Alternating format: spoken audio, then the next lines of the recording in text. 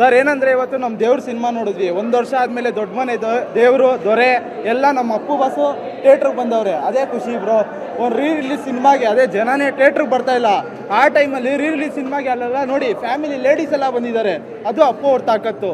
ಅವ್ರ ಬಗ್ಗೆ ಇನ್ನೊಂದು ಹೇಳ್ಬೇಕಂದ್ರೆ ಫಸ್ಟ್ ಫಿಲಮಲ್ಲೇ ಅಂತ ಸೂಪರ್ ಸ್ಟಾರ್ ಕೈಲಿ ಭುಜ ಚಟ್ಟಿಸ್ಕೊಂಡಿದ್ದು ಯಾರು ಅಂದರೆ ನಮ್ಮ ಪವರ್ ಸ್ಟಾರ್ ಪುನೀತ್ ರಾಜ್ಕುಮಾರ್ ಅವ್ರು ಮಾತ್ರ. ಇವಾಗ ಪುರಿ ಜಗನ್ನಾಥ್ ಅವ್ರಿಗೆ ಎಷ್ಟೊಂದು ಜನ ಡೇಟ್ಸ್ ಕೊಡೋಕ್ಕೆ ಹೆದರ್ಕೋತವ್ರೆ, ಎಲ್ಲ ಫ್ಲಾಪ್ ಕೊಟ್ಬಿಟ್ಟು.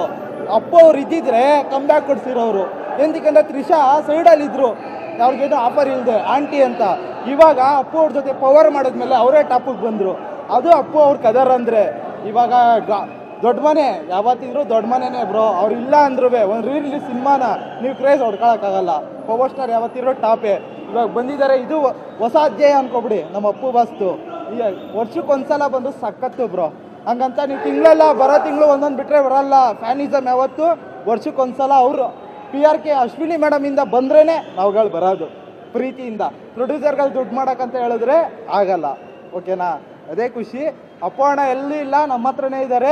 ಎಲ್ಲ ಬಂದು ಈ ಸಿನಿಮಾ ನೋಡಿ, ಸೂಪರ್ ಆಗಿದೆ. ಇಂಡಸ್ಟ್ರಿಗೆ 1000 ಜನ ಬರ್ತಾರೆ ಹೋಗ್ತಾರೆ, ಆದರೆ ಇಲ್ಲಿರೋದು ಒಂದೇ ಅಪ್ಪು ಪವರ್ ಸ್ಟಾರು. ಈ ಕ್ರೇಜ್ನ, ಈ ಸೆಲೆಬ್ರೇಷನ್ನ ಯಾರು ನಿಲ್ಸೋಕ್ಕಾಗಲ್ಲ. ಇವತ್ತು ನೋಡಿ 50ನೇ ವರ್ಷ ಅವ್ರು ಹುಟ್ಟೋಬ್ಬಕ್ಕೆ ಮತ್ತೆ ಅಪ್ಪು ಮತ್ತೆ ರಿಲೀಸ್ ಮಾಡೋರೆ. ಇವತ್ತು ನೋಡಿ ಎಷ್ಟು ಜನ ತುಂಬಿರೋ. ಅದು ಪವರ್ ಸ್ಟಾರ್ ಅವರ ಕ್ರೇಜು. ಇವತ್ತು ಅವ್ರು ಇಲ್ಲದೆ ಇರ್ಬೋದು, ಅದೊಂದು ತುಂಬ ಬೇಜಾರಿದೆ. ಬಟ್ ಈ ಸೆಲೆಬ್ರೇಷನ್ ಮುಖಾಂತರ, ಅಪ್ಪು ಅಭಿಮಾನಿಗಳ ಮುಖಾಂತರ ಅವ್ರ ಹೆಸರು ಅಜರಾಮರ ಅನ್ನೋದನ್ನ ನಾವು ತೋರಿಸ್ಕೊಡ್ತಾ ಇದ್ದೀವಿ. ನಾವು ಇರೋ ತನಕ ಅಪ್ಪು ಹೆಸರು ಶಾಶ್ವತವಾಗಿ ಉಳ್ಕೊಳ್ಳುತ್ತೆ. ದೊಡ್ಡ ಮನೆ ದೊರೆ, ರಾಜರತ್ನ, ಪವರ್ ಸ್ಟಾರ್ ಪುನೀತ್ ರಾಜ್ಕುಮಾರ್ ಮತ್ತೆ ತೆರೆ ಮೇಲೆ ಬಂದವರೆ. ಇವತ್ತು ಎಲ್ಲ ಫ್ಯಾಮಿಲಿಯವರೆಲ್ಲ ಈ ಫಿಲಮ್ ಬಂದು ನೋಡ್ತಾರೆ. ಏನಕ್ಕೆ ಇಷ್ಟು ದಿನ ಕನ್ನಡ ಇಂಡಸ್ಟ್ರಿಗೆ ಇವಾಗ ನೋಡ್ತಾರೆ, ನಿಮಗೆ ಪರಿಸ್ಥಿತಿ ಏನೈತೆ ಇಂಡಸ್ಟ್ರಿ ಅಂತ ಎಲ್ರಿಗೂ ಗೊತ್ತು. ಇವಾಗ ಅವ್ರ ಫಿಲಮ್ ಮತ್ತೆ ರಿಲೀಸ್ ಆಯ್ತಂದ್ರೆ ಮತ್ತೆ ಜನ ಕನ್ನಡ ಇಂಡಸ್ಟ್ರಿಗೆ ಮುಖ ಮಾಡ್ತಾರೆ ಅಂತ ಹೇಳಕ್ಕೆ ಇಷ್ಟಪಡ್ತೀನಿ. ನೋಡಿ, ಆವಾಗಿನ ಕಾಲದಲ್ಲೇ ಆ ಡ್ಯಾನ್ಸು, ಆ ಫೈಟು ಇವಾಗ ಯಾರು ಕೆಲದು ಮಾಡೋಕ್ಕೆ ಸಾಧ್ಯನೂ ಆಯ್ತಲ್ಲ.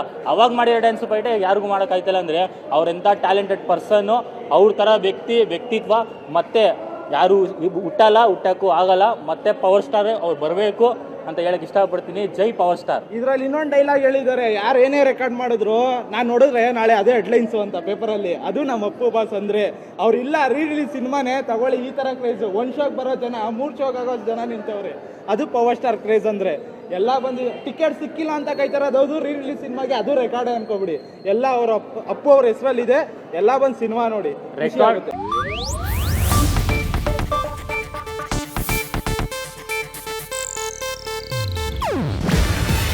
ಇದು ಏಷ್ಯಾನೆಟ್ ನ್ಯೂಸ್ ನೆಟ್ವರ್ಕ್ ಪ್ರಸ್ತುತಿ.